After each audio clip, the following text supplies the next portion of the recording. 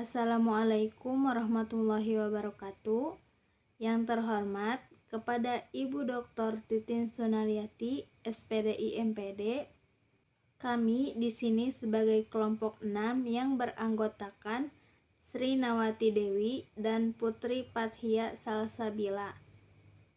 Di sini kami akan menjelaskan materi tentang memahami pengadministrasian hasil tes. Assalamualaikum warahmatullahi wabarakatuh. Baik, di sini saya akan menjelaskan materi tentang memilih instrumen yang tepat untuk bimbingan di sekolah. Instrumen atau alat pengumpulan data adalah alat yang digunakan untuk mengumpulkan data dalam suatu penilaian. Instrumen penilaian ada yang berbentuk tes, ada pula yang berbentuk non-tes. Baik instrumen tes maupun non-tes, keduanya sama-sama digunakan untuk mengumpulkan data dalam rangka penilaian peserta didik. Adapun tujuan secara umum adalah untuk memperoleh data tentang kondisi tertentu tentang siswa, dan secara khusus bertujuan untuk memahami kondisi seperti potensi dasarnya, bakat dan minatnya, kondisi diri dan lingkungannya, serta masalah-masalah yang dihadapinya. Memilih instrumen yang tepat untuk bimbingan terkait dengan kebutuhan khusus suatu sekolah memerlukan pertimbangan cermat. Ada beberapa langkah yang dapat dilakukan, yaitu yang pertama, identifikasi kebutuhan. Pertama, identifikasi dengan jelas jenis kebutuhan khusus yang ada di sekolah tersebut, seperti autisme, gangguan perkembangan, atau kebutuhan pendidikan khusus lainnya. Yang kedua, konsultasi dengan ahli. Konsultasi dengan ahli bimbingan, psikolog sekolah, dan staf lainnya yang memiliki pengetahuan tentang kebutuhan khusus. Mereka dapat membantu dan memahami instrumen mana yang paling sesuai. Yang ketiga, tinjauan literatur. Teliti literatur terkini tentang instrumen yang relevan untuk pengukuran dan evaluasi kebutuhan khusus. Tinjau ke literatur yang diterbitkan dan di riset yang dilakukan sebelumnya. Yang keempat, instrumen yang valid dan reliable. Pastikan instrumen yang Anda pilih memiliki validitas yang reliabilitas yang baik untuk mengukur kebutuhan khusus yang Anda targetkan. Yang kelima, sesuaikan dengan konteks sekolah. Pertimbangan faktor kontekstual seperti ukuran sekolah, tingkat kebutuhan khusus, dan sumber daya yang sedia saat memilih instrumen. Yang keenam, uji coba evaluasi. Sebelum mengimplementasikan instrumen secara luas, uji coba dan evaluasi instrumen tersebut dengan sejumlah kecil siswa atau peserta untuk memastikan bahwa instrumen tersebut efektif dan sesuai dengan kebutuhan sekolah. Yang ketujuh, revisi perbarui berdasarkan hasil evaluasi. Bersedia untuk merevisi atau memperbarui instrumen jika diperlukan. Dengan mengikuti langkah-langkah dan melibatkan para ahli peserta staf sekolah, Anda dapat memilih instrumen yang sesuai dan efektif untuk bimbingan berkait dengan kebutuhan khusus di sekolah tersebut. Bagian B, menginterpretasikan hasil pengukuran dengan instrumen tertentu.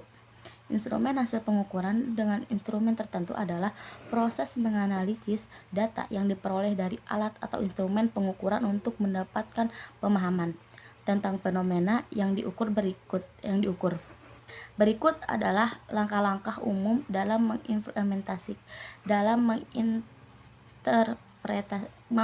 menginterpretasikan hasil pengukuran. Yang pertama yaitu pahami tujuan pengukuran. Pertama-tama, pahami dengan jelas tujuan dari pengukuran tersebut. Apakah Anda ingin mengukur suhu, tekanan, kecepatan, atau parameter lainnya? Yang kedua yaitu kenali instrumen pengukuran. Pelajari instrumen yang digunakan untuk pengukuran. Pahami prinsip kerja, akurasi, presisi, dan batasannya yang ingin membantu Anda memahami sejauh mana instrumen dapat diandalkan. Yang ketiga yaitu amati data pengukuran. Peroleh data pengukuran dari instrumen. Ini bisa berupa angka, grafik, dan data lainnya.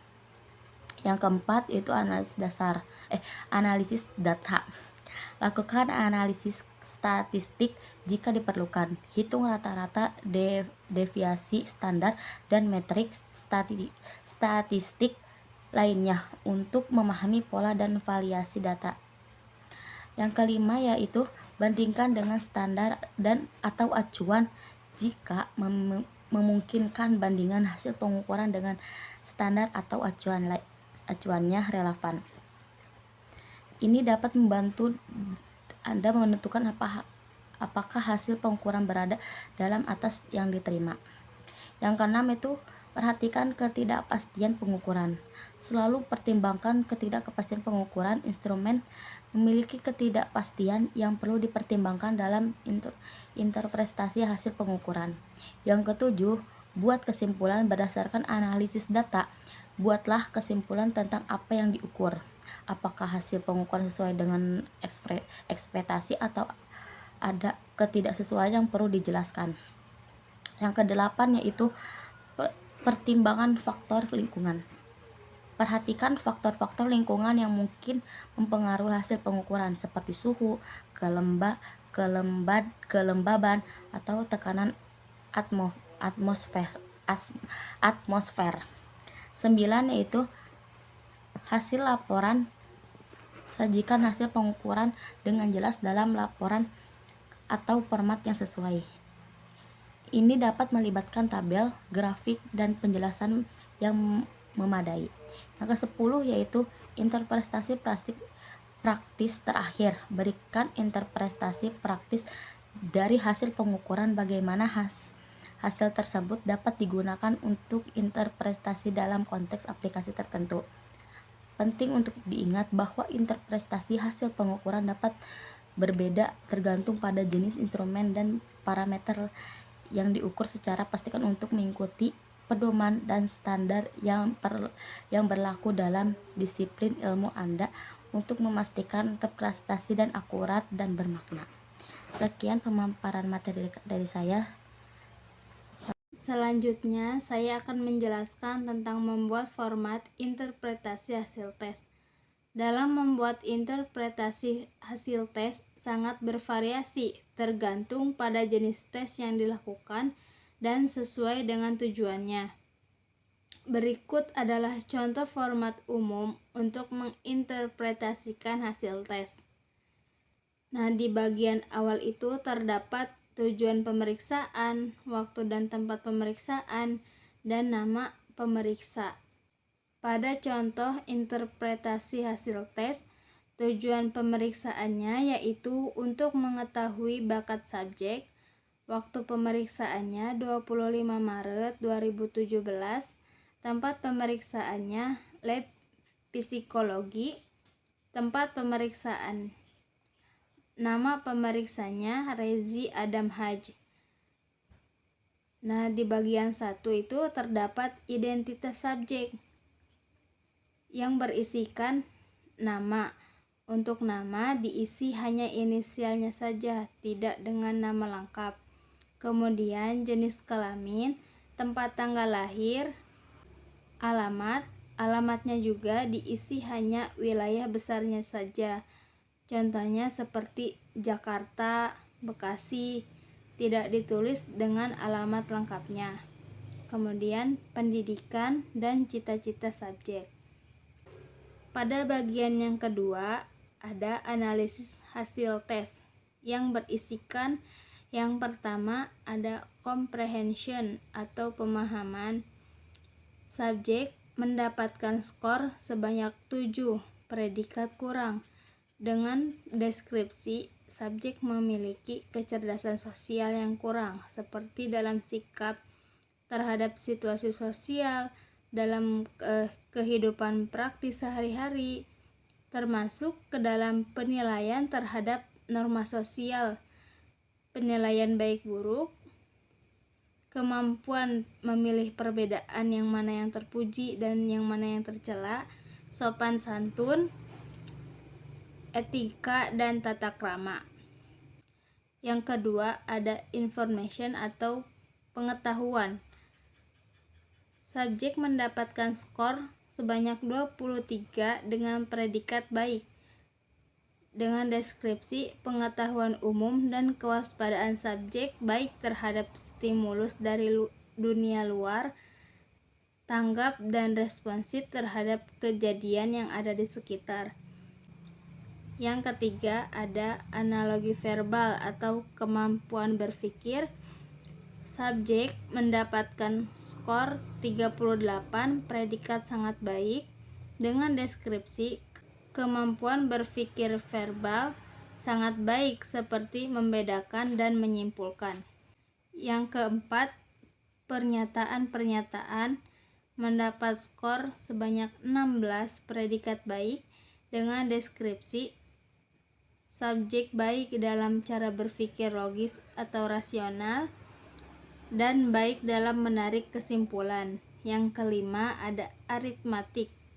Subjek mendapat skor 9 dengan predikat kurang, dengan deskripsi subjek kurang dalam penalaran yang berhubungan dengan numerik, termasuk dalam kecepatan, ketepatan dalam melakukan pekerjaan yang berhubungan dengan angka.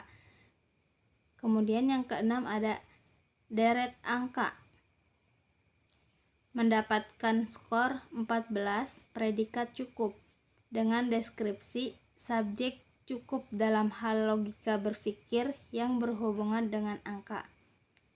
Yang ketujuh, melengkapi kalimat.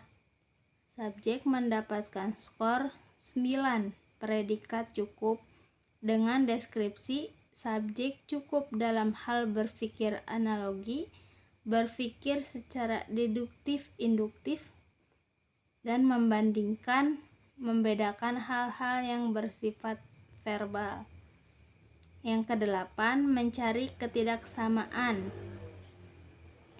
Dengan skor 6, predikat kurang, dengan deskripsi subjek kurang dalam kemampuan membuat diskriminasi dan generalisasi dalam berpikir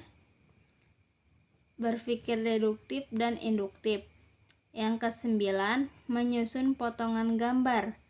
Mendapatkan skor 10, predikat cukup, dengan deskripsi cukup dalam kemampuan mengukur persepsi ruang atau memperkirakan hal-hal yang berhubungan dengan ruang. Yang ke-10, membedakan antara dua gambar.